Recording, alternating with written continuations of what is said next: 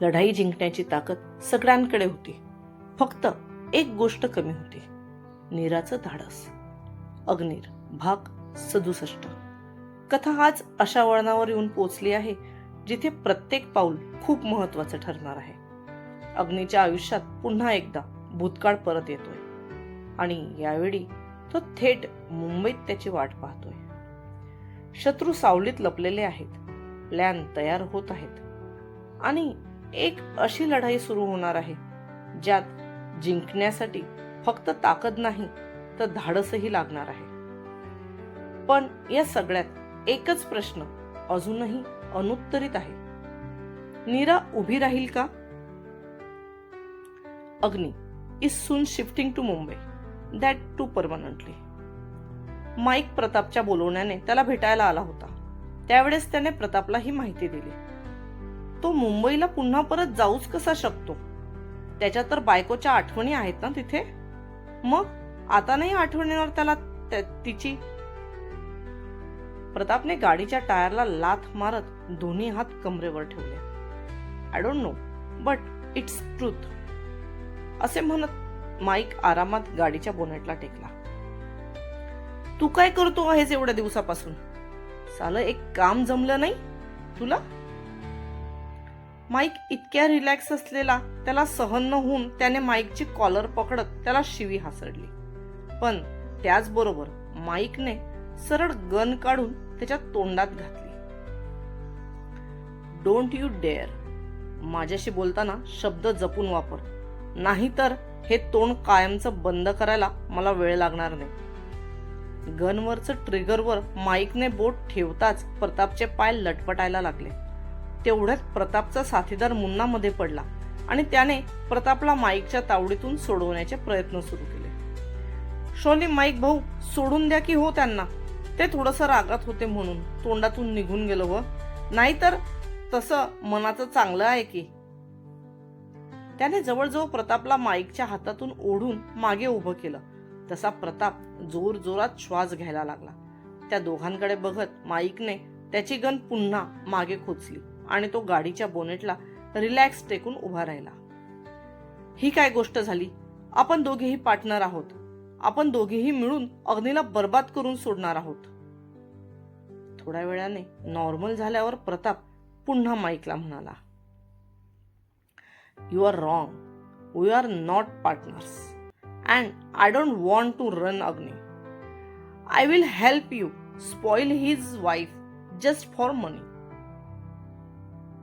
त्याचं बोलणं ऐकून माईक सुद्धा त्याच्याकडे बघत रागारागात ओरडून म्हणाला, सरकार, हे बेन पलटणार तर नाही? अग्नीचं बोलणं ऐकून मुन्ना हळूच प्रतापच्या कानात म्हणाला, हे बघ, ते काय मला माहित नाही, पण ठरल्याप्रमाणे तू तुझं काम व्यवस्थित केलं नाही. त्याची बायको आणि मुलगी जवळजवळ 2 वेळेस माझ्या हातात येता येता राहिली. प्रताप त्याचे दोन्ही हात एकमेकांवर चोळत दातावर दात घट्ट करत त्याला म्हणाला, my job is just to inform you. You decided how to work on it.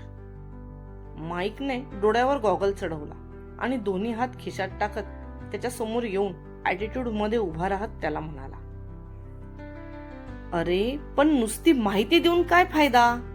तू हवं तर त्या दोघींना आरामात इथपर्यंत घेऊन येऊ शकतोस. अग्नी तुझ्यावर डोळे बंद करून विश्वास ठेवतो. तू नीराला तुझ्यासोबत कुठे न्यायचं म्हटल्यावर तो नाही म्हणण्याचा प्रश्नच येत नाही. हे बोलताना प्रतापच्या आवाजाचा टोन खाली उतरला होता. मालक बरोबर म्हणता आहेत. तुम्ही जर मनात आणलं तर हे काम असं चुटकीसरशी होऊन जाईल. मुन्ना सुद्धा प्रतापची बाजू घेऊन त्याच्या 2 बोटांची चुटकी माईक समोर वाजवत म्हणाला, अरे विचार करून बघ. हवं तर मी तुला या कामाचे एक्स्ट्रा पैसे देतो. एकदा का त्याची बायको आपल्या हातात आली तर तो तसाही आपलं काही बिघडवू शकणार नाही. प्रताप त्याला हळू आवाजात त्याचे मुद्दे पटवून देऊ लागला. Okay, but now everyone will be in hurry to go to Mumbai. I don't think we will get time in such a mess. Let's see when will go to Mumbai. Mike थोडा विचार करत म्हणाला, अरे असू दे रे, तसंही मुंबई मध्ये माझा एक माझ्यासारखाच हरामी मित्र आहे. तिथे जाऊन आपल्याला त्याची सुद्धा मदत होईल. मागे एकदा मी पण त्याची फार मदत केली आहे. आता यावेळेस त्याची वेळ. प्रताप माईकच्या खांद्यावर हात ठेवून म्हणाला. तसा माईक त्याच्याकडे नजर रोखून बघू लागला. Means I don't understand, what do you say? माईकने त्याला विचारला. अरे काही नाही, तिकडे आपला एक मित्र आहे श्रीकांत नावाचा. एका जमिनीच्या केसबद्दल मी त्याची मदत केली होती. तसा त्यात माझा पण फायदा होताच, पण ते त्याला कुठे माहिती. पण त्या मदतीच्या बदल्यात त्याने माझी केव्हाही मदत करण्याचं वचन दिलं होतं.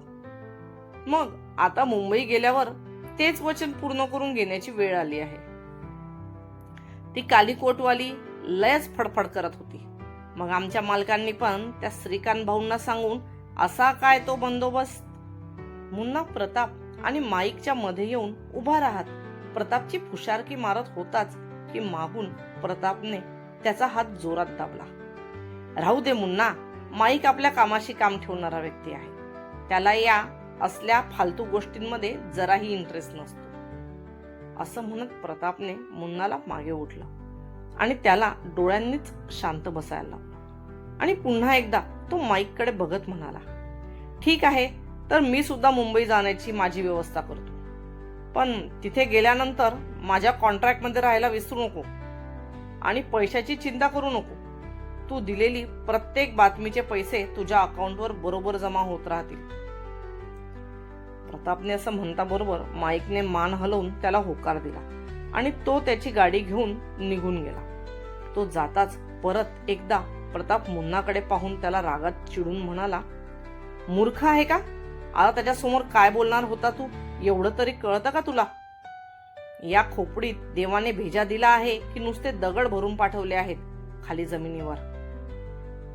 पण मालक, मी काय केलं? तो तर आपलाच माणूस आहे ना. मग मुन्ना डोकं खाजवत म्हणाला, अरे अग्नीसोबत एवढ्या वर्ष राहून सुद्धा तो अग्नीशी गद्दारी करायला चुकत नाही, तर आपण कोण आहोत? एकदा का त्याच्या हातात हे गबाड लागलं तर तो त्याचे पैसे करण्यासाठी परत काहीही करेल. प्रतापच्या या म्हणण्यावर मुन्नाने डोळे मोठे करत त्याची मान होकारात हलवली. त्याला आता तो जी चूक करणार होता ती उमगली. एका सुनसान अशा जागेवर मिट्ट काळोख पसरला होता. त्या काळोखात होता तो फक्त रातकिड्यांचा आवाज. त्या आवाजाला चिरत अजून एक आवाज येत होता. तो होता कोणत्या तरी गाडीचा. त्या गाडीच्या हेडलाईटच्या प्रकाशामुळे अनेक किडे त्याच्यावर आदळून खाली जमिनीवर पडत होते. त्याने गाडी थांबवली आणि त्याचं लेदर जॅकेट व्यवस्थित करत तो खाली उतरला आणि चालत समोर असलेल्या गोडाऊनकडे निघाला. All set. खोलीत पाय टाकून 2 पावलं पुढे आलाच होता की त्याच्या कानावर आवाज पडला, टार्गेट रीचेड मुंबई.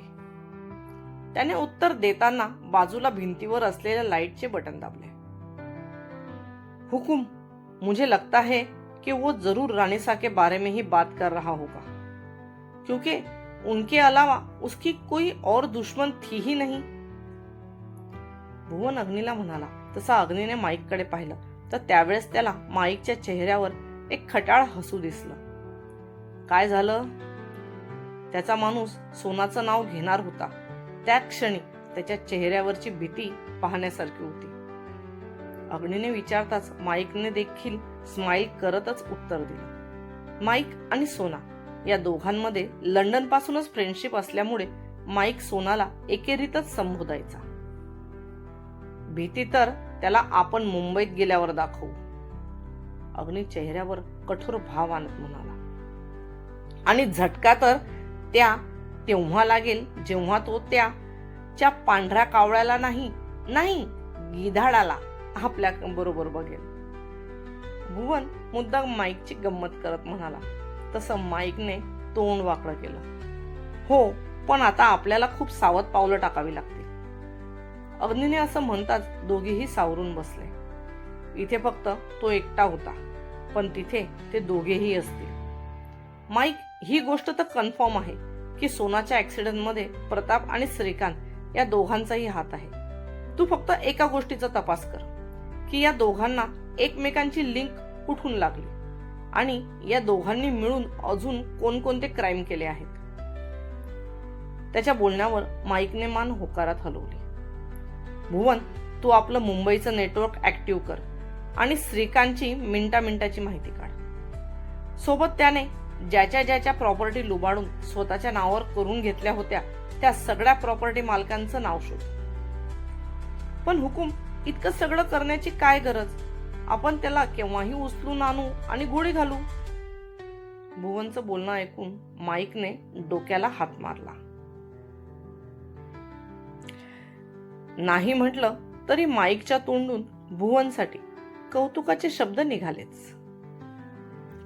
आपण त्याला गोळी तर केव्हाही घालू शकतो, पण त्यामुळे त्याला त्याच्या कर्माची शिक्षा मिळणार नाही.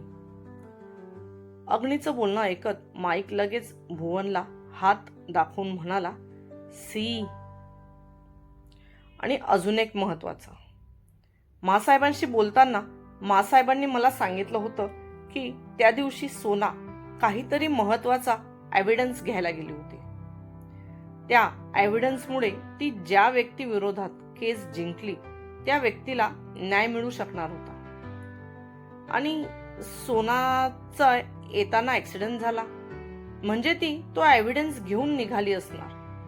आपल्या सगळ्यांना मिळून तो एव्हिडन्स शोधायचा आहे. अग्नी विचार करत एक एक पॉइंट सांगत होता. पण आता त्या गोष्टीला 6 वर्ष होतील. 6 वर्षानंतर आपण तो कसा शोधू शकणार? भुवनने विचार केला. आपण तो पुरावा जरी शोधू शकत नसलो तरी पुरावा देणारी व्यक्ती तर शोधू शकतो. सोनाचे कॉल रेकॉर्ड आपल्याकडे आहेत, म्हणजे तिने नक्कीच त्या व्यक्तीला किंवा ज्याच्या मार्फत त्या व्यक्तीला भेटणार होती त्या व्यक्तीला कॉल केला असेल. माईक त्या दोघांचं बोलणं शांतपणे ऐकत असताना त्याला मध्येच काहीतरी सुचलं आणि त्याने अग्नीला विचारलं, if Sona was a lawyer, wouldn't she have some news network? माईकने असं विचारताच अग्नीने लगेच भुवनकडे बघितला, कारण सोनाची पूर्ण सिक्युरिटी आणि तिच्या कामासंबंधित तिला भेटणाऱ्या सर्व लोकांची माहिती भुवनच ठेवत होता. हो, त्यांचं खबरी नेटवर्कची माहिती तर माझ्याकडे आहे, पण मी पहिले सुद्धा जेव्हा या गोष्टीचा तपास केला होता तेव्हा सोना राणीसा त्या दिवशी त्या नेटवर्कपैकी कोणालाही भेटायला गेल्या नव्हत्या.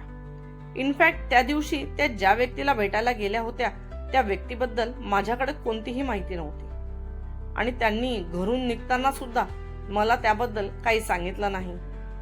म्हणून जेव्हा मला समजलं की त्या घरातून कुठे बाहेर गेल्या ते सुद्धा न सांगता, तेव्हा मी लगेच हुकुमला कॉल करून या सर्व गोष्टींविषयी कळवलं होतं. तेव्हा ते नुकतेच घरी आले होते.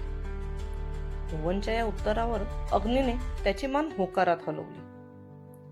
आपण एकदा नीराला विचारायचं का की तिचा आणि सोनाचा ऍक्सिडेंटचा काय संबंध? भुवनने माईक आणि अग्नीकडे आळीपाळीने बघत प्रश्न केला. विचारण्यासाठी तर मी सुद्धा विचारलं असतं, पण तिच्या मनावर आघात झालेल्या जखमा इतक्या खोलवर आहेत की मला स्वतःला आता हे सगळं विचारायची लाज वाटते आणि त्यात तिला मुंबई जाण्यासाठी तयार करायचं आहे. त्यामुळे अग्नी मान नकारात हलवत म्हणाला, म्हणजे नीरा मुंबईला यायला तयार नाही? भुवनने असं विचारल्यावर अग्नीने उदास मनाने मान खाली घातली. जोपर्यंत ती स्वतः श्रीकांतच्या विरोधात उभी राहत नाही तोपर्यंत आपण काही करू शकत नाही. माईकने खुर्चीवरून उठून उभे राहत अग्नीला सांगितलं, आपल्याजवळ हा खूप मोठा चान्स आहे त्या दोघांना शिक्षा करण्याचा, पण त्यासाठी आपल्याला नीराची मदत लागणार आहे. भुवन सुद्धा माईकला पाठिंबा देत म्हणाला, मला सगळं माहिती आहे, पण जर का ती 2 पाऊल पुढे टाकायलाच तयार नाही तर मी तरी काय करणार? तिला माझ्यावर थोडा सुद्धा विश्वास नाही. मी तिला कायराचं नाव घेऊन सुद्धा समजवलं, पण नाही, काहीच फायदा नाही. उलट श्रीकांतचं नाव काढता बरोबर ती पॅनिक व्हायला लागते.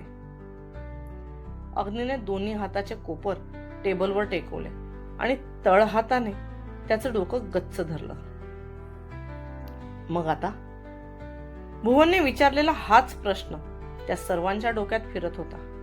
कारण नीराला फक्त उभं राहायचं होतं.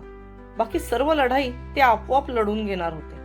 पण जर नीराच वेळेवर कमजोर पडली तर मात्र त्यांच्या हातात काहीच नव्हतं.